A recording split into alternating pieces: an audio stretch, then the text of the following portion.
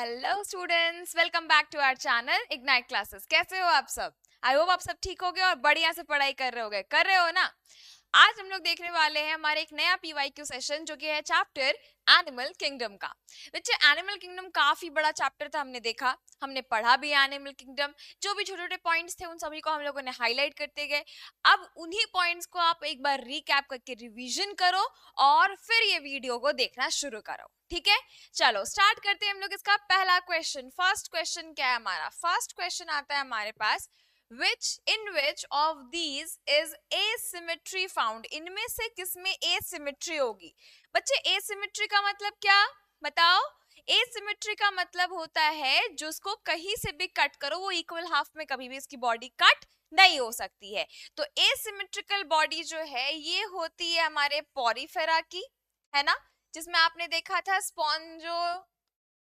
Spongilla, और आपने देखा था इसमें साइकन, इसमें देखा था यू स्पॉन्जिया। तो ये क्या था? ये है हमारा एक स्पंज जिसको आप कहीं से भी काटो इक्वल हाफ में नहीं कटेगा। तो ऐसी बॉडी जो कि इक्वल हाफ में कट नहीं हो सकती है, वैसी बॉडीज में हम लोग कहते हैं एसिमेट्रिकल बॉडी, जो कि किस फाइलम में आता है? पॉरीफेरा। पॉरीफेरा में आते हैं एसिमेट्रिकल बॉडी जिसको आप कहीं से भी काटो कट नहीं होगा इक्वल हाफ में, ठीक है? आगे बढ़ते हैं। Next question, which of the following exhibit segmentation? इनमें से किस फाइलम में सेगमेंटेशन देखा गया? बच्चे, हम लोग याद करेंगे सेगमेंटेशन का मतलब क्या होता है। बॉडी जो है अंदर और बाहर दोनों तरफ से क्या है? सेगमेंटेडली डिवाइडेड होगी। तो यहाँ पर पहली देखो, एग्जिबिट सेगमेंटेशन, पता है सेगमेंटेशन किस में मिलेगा? सेगमेंटेशन आर्थ्रोपोडा में भी मिलता है, सेगमेंटेशन एनिलिडा में भी मिलता है, लेकिन सबसे पहली बार किस में मिला? तो ऑब्वियस सी बात है एनिलिडा में मिला है। हमारा ऑप्शन कौन सा सही होगा? एनिलिडा। क्लियर? नेक्स्ट क्वेश्चन आते हैं। नेक्स्ट क्वेश्चन है, which cell lines the spongocele and canal system? कह रहा है कि स्पॉन्जोसील क्या होता है? कौन बताएगा मुझे स्पॉन्जोसील क्या होता है?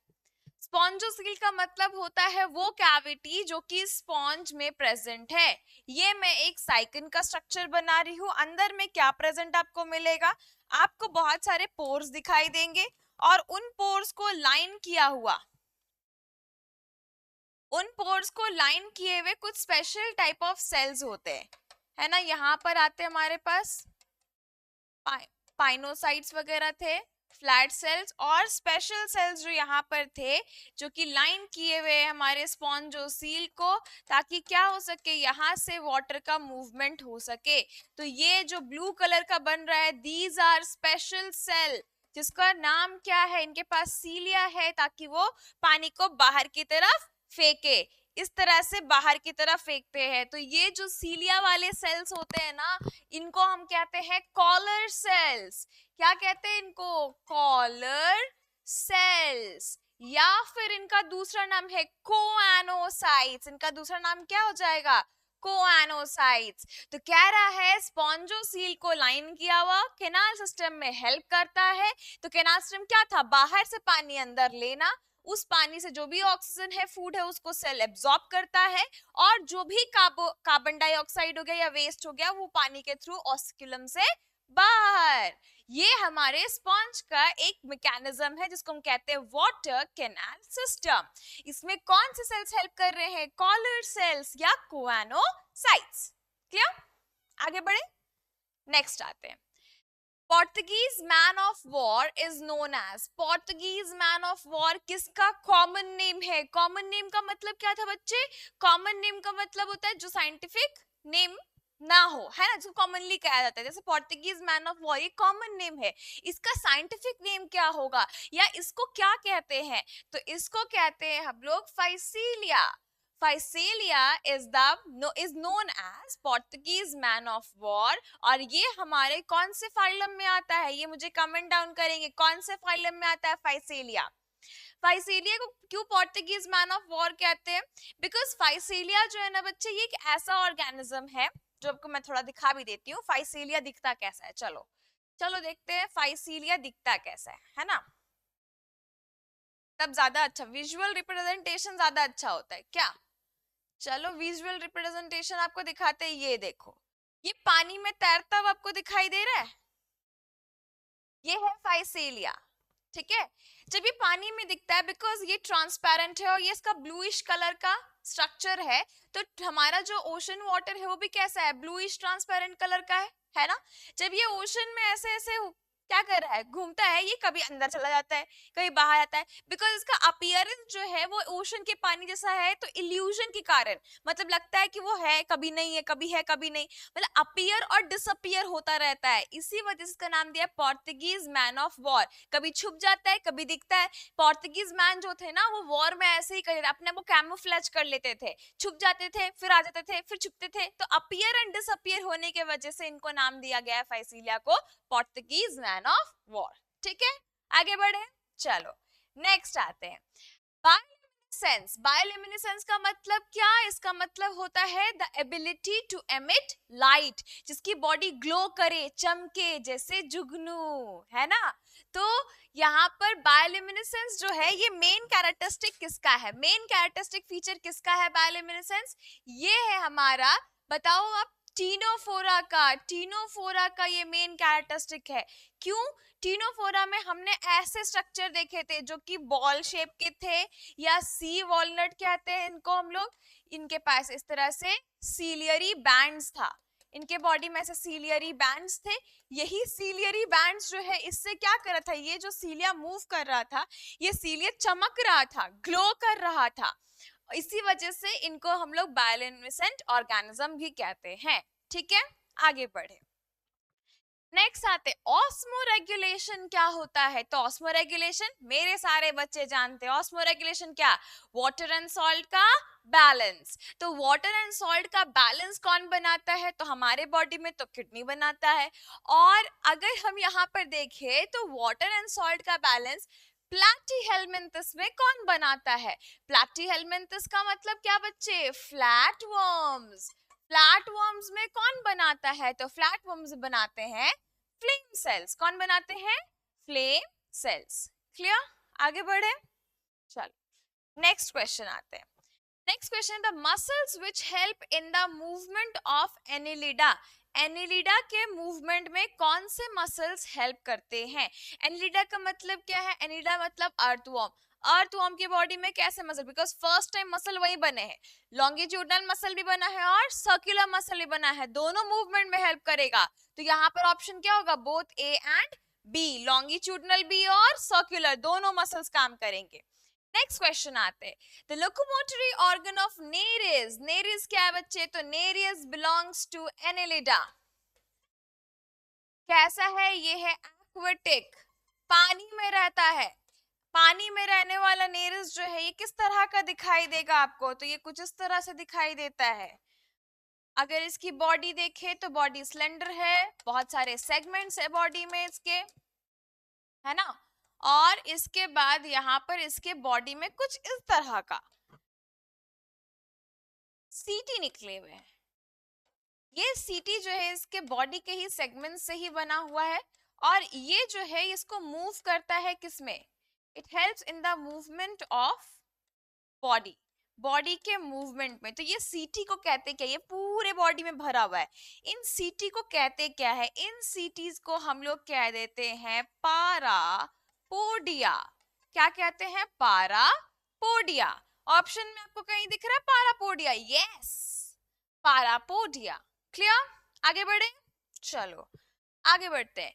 The largest phylum of animal kingdom, animal kingdom का सबसे बड़ा फाइलम कौन है, जिसमें सबसे ज्यादा स्पीशीज है, कौन है, 9 लाख स्पीशीज कैरी करने वाला, ये है आर्थ्रोपोडा, जिसमें अबाउट 9 लाख स्पीशीज प्रेजेंट है। ठीक है, तो arthropoda is the largest phylum. Next आते हैं सेगमेंटेशन, सेगमेंट्स वाला, segmentation is found in, segments किसमें मिलेंगे, अभी हम लोगों ने देखा था जिसके बॉडी में ऐसे सेगमेंट्स है, अंदर से बाहर से भी लाइनिंग्स है और उसके अकॉर्डिंग ऑर्गन्स अरेंज है, उसको कहते हैं सेगमेंटेड बॉडी। तो इनमें से किसके पास सेगमेंटेड बॉडी है, एस्कैरिस मतलब राउंड वर्म, स्टारफिश, अर्थवर्म या व्हेल। क्या व्हेल की बॉडी में सेगमेंट्स है, कौन बताएगा मुझे, व्हेल की बॉडी में सेगमेंट्स है, बताओ। यहां पर आपको एस्कैरिस में कोई सेगमेंट दिखता है, नहीं ना। नेक्स्ट आते हैं, बताओ उसके बाद क्या है, तो स्कैरस के बाद स्टारफिश, बॉडी में है कोई सेगमेंट? नहीं है। इसके बाद अर्थवर्म, अर्थवर्म की बॉडी में है ना? है। अर्थवर्म के बॉडी में सेगमेंटेशन होता है। चलो आते हैं हम लोग नेक्स्ट, जॉइंटेड अपेंडेजेस, जिसके अपेंडेजेस जॉइंटेड हो, है ना? अपेंडेजेस कैसे हो? जॉइंटेड अपेंडेजेस हो, उनको हम लोग क्या कहते हैं? उनको कहते हैं हम लोग आर्थ्रोपोड, जिनके अपेंडेजेस कैसे हैं? जॉइंटेड हो। तो इनके अपेंडेजेस जो है उनके सेगमेंट से अगर जॉइंटेड रहे तो इसको हम कहते हैं क्या? जॉइंटेड अपेंडेजेस, जो कि हमें किसमें मिलता है? आर्थ्रोपोडा में। आर्थ्रो का मतलब ही, आर्थ्रोस का मतलब ही होता है जॉइंटेड, और पोडा मतलब लेग्स या अपेंडेजेस। तो जॉइंटेड अपेंडेजेस या जॉइंटेड लेग्स कहाँ मिलेंगे? आर्थ्रोपोडा में। ठीक है, आगे बढ़ेंगे। Biological name of silkworm, silkworm का बायोलॉजिकल नेम क्या है? सिल्कवर्म का बायोलॉजिकल नेम है बॉम्बिक्स मोरी। इपिस इंडिका क्या है बच्चे? ये है honey bee, this is honey bee. ठीक है, बॉम्बिक्स मोरी क्या है? यही है सिल्क वर्म। लैसिफेरा क्या है? लैक इंसेक्ट, लैक निकालता है ये, लैक इंसेक्ट। ठीक है, तो यहां पर कौन सा ऑप्शन सही होगा? बॉम्बिक्स मोरी। आते हैं next question, the second largest phylum of animalia, animalia का सेकंड लार्जेस्ट फाइलम कौन है? फर्स्ट तो आर्थ्रोपोडा था, सेकंड कौन है? Mollusca. The second largest phylum of animal kingdom is Mollusca. Next question आते हैं, which of these is called sea hair, इसमें से sea hair कौन है? sea hair का मतलब खरगोश, पानी वाला खरगोश। दिखता कैसा है? देखा है सबने? देखा तो होगा, क्योंकि मैंने तो बहुत बढ़िया से पढ़ाया आपको क्लास में बच्चे, है ना? हम लोगों ने तो बहुत सारे फोटोज भी देखे थे, बहुत सारे डायग्राम्स देखे थे, रियल फोटोज देखे हैं। तो ये है बच्चे sea hare, this is a sea hare. दिख रहा है सभी को? सी हेयर इसको क्यों कहते हैं? बिकॉज इसके पास बनी जैसे ऐसे कान होते हैं, ये दिख रहे हैं आपको? इसके पास क्या है? बनी की तरह ऐसे करके कान होता है, इसीलिए इसको कहा जाता है सी हेयर। तो आप बताइए मुझे, ये सी हेयर को हम लोग क्या कहते हैं? सी हेयर का साइंटिफिक नेम क्या है? इसका नाम है Aplysia. Aplysia is known as sea hare. ठीक, आगे बढ़ते हैं। स्पाइनी बॉडी, बॉडी में कांटे किस में होता है? Spiny body is speciality of which phylum, किस फाइलम का है?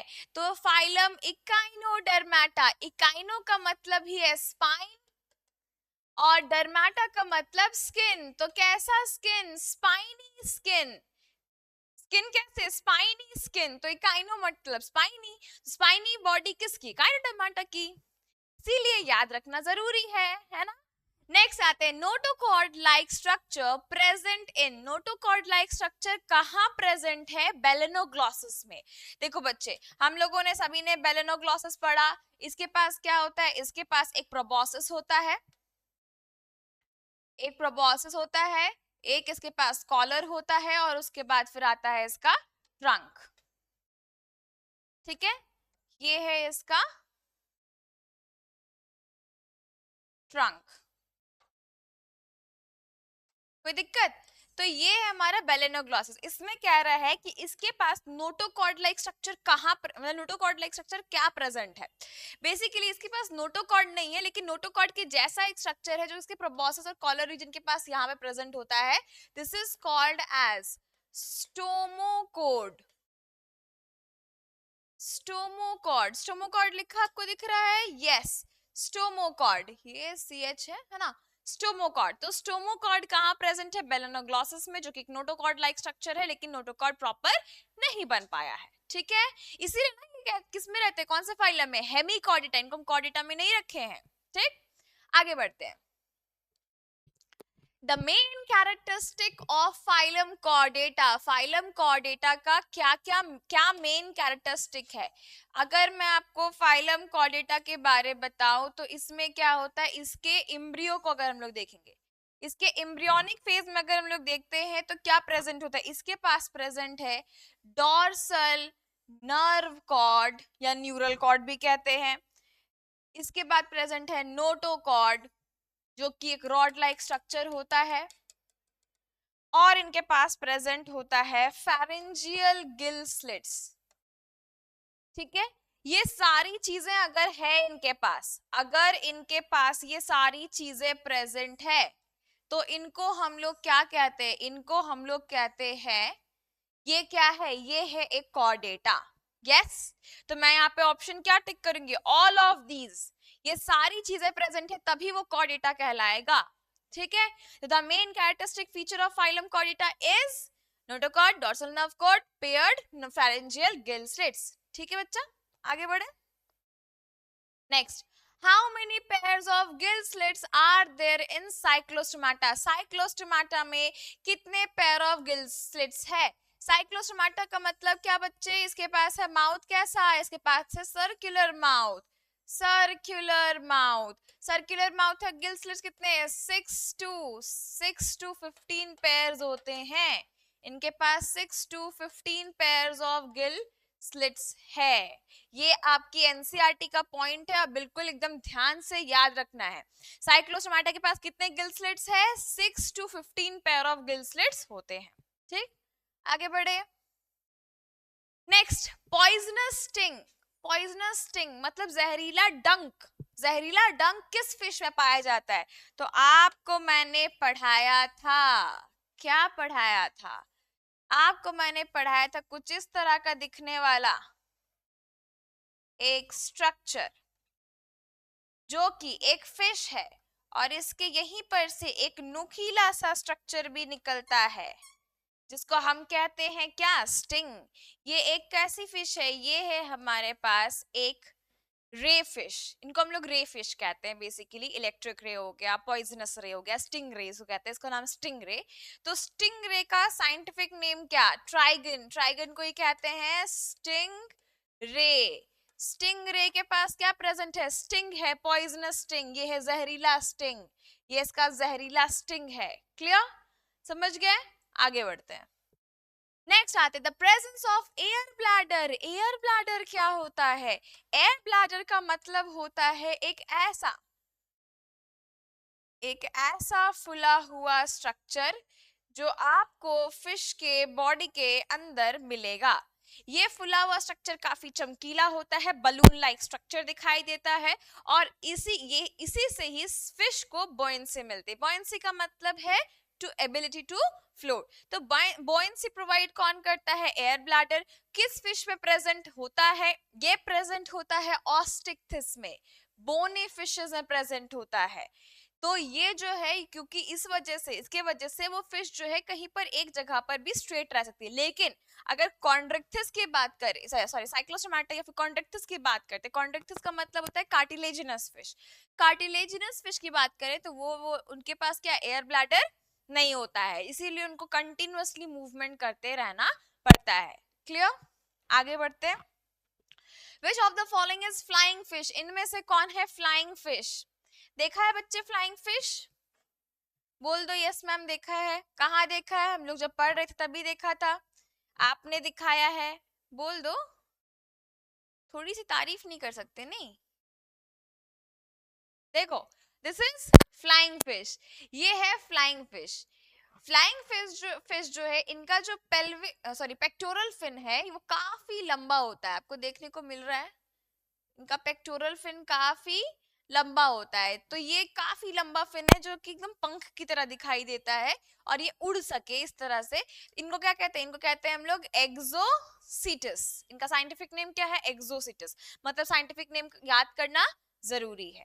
ठीक है, देख रहे हो ना, आ रहा है ना बार बार, नाम बताती है लेकिन तुम लोग ध्यान नहीं देते हो। Next, amphibians have. एम्फीबियंस के पास क्या है, एम्फीबियंस के पास कितने चैम्बर के हार्ट है? एम्फीबियंस के पास 3, 2, 1, कितना? 3 चैम्बर हार्ट है। एम्फीबियंस के पास 3, फिश के पास 2, एम्फीबियंस के पास 3, रेप्टाइल्स के पास भी 3, बस क्रोकोडाइल के पास 4 है, एव्स और मैमल्स के पास भी 4 चैम्बर है। क्लियर? तो हमारे पास एम्फीबियंस के पास कितने चैम्बर हार्ट है? 3 चैम्बर हार्ट। ठीक है, आगे बढ़ते हैं। Next, which of the following is an important feature of class Mammalia? Mammalia class का सबसे इंपॉर्टेंट फीचर क्या है? हेयर है, हेयर तो है हमारे पास। एक्सटर्नल पिन्ना है, वो भी है हमारे पास। मैमरी ग्लैंड है, और किसी के पास है मैमरी ग्लैंड? उनका नाम, मैमल्स का नाम ही मैमरी ग्लैंड के ऊपर रखा गया है बच्चे। The presence of mammary gland is the special characteristic feature of, या आप कह सकते हो special feature और important feature of class Mammalia। लेकिन नाम ही, mammals का नाम ही Mammalia इसलिए रखा गया है because of mammary gland, presence of mammary gland। ठीक है, सारी चीजें होंगी, लेकिन क्या होगा, इन सभी चीजों में presence of mammary gland will be the correct option। Next आते हैं, नेक्स्ट क्वेश्चन, द ओविपैरस मैमल, इनमें से कौन सा मैमल ओविपैरस है? ओविपैरस का मतलब क्या होता है बच्चे? ओविपैरस का मतलब क्या, कौन बताएगा मुझे, बताओ। ओविपैरस का मतलब है एग लेइंग, अंडे देने वाले। अब अंडे देने वाले मैमल्स कौन है इसमें से? पहले तो बताओ, एलिफेंट मैमल है क्या? एलिफेंट मैमल है क्या? यस, है ना? क्या अंडे देता है? कितने बड़े अंडे होते हैं एलिफेंट के? इतने बड़े नहीं है। लायन मैमल है बट अंडे नहीं देता है। प्लैटिपस, प्लैटिपस एक इकलौता मैमल है जो कि एग लेइंग है, जो कि ओविपैरस है। तो ओविपैरस का मतलब क्या होता है? ओविपैरस का मतलब होता है एग लेइंग, अंडे देने वाला। ठीक है, तो अंडे देने वाला कौन है? प्लैटिपस।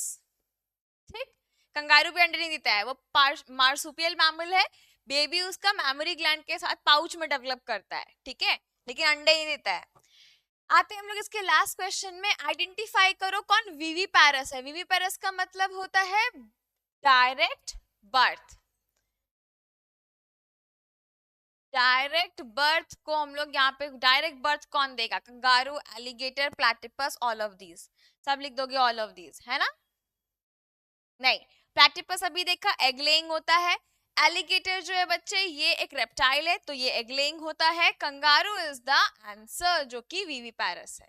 तो ऑल ऑफ दीज नहीं होकर क्या हुआ? कंगारू होगा। क्लियर, समझ में आया? ठीक है, बढ़िया लगा? ऐसे बहुत सारे क्वेश्चंस आते हैं हमारे एनिमल किंगडम के, बहुत सारे क्वेश्चंस को प्रैक्टिस करो, हमारे साथ जुड़े रहो। और अगर हमें ऑफलाइन ज्वाइन करना चाहते हो तो हमारे यहाँ सेंटर रांची में प्लाजा चौक में आकर कांटेक्ट करो, एडमिशन लो, बढ़िया से पढ़ाई करो। चलो, तो आज हम लोग यहाँ तक अपना सेशन खत्म करते हैं। नेक्स्ट वीडियो में मिलेंगे एक नए चैप्टर के साथ, तब तक के लिए बाय बाय।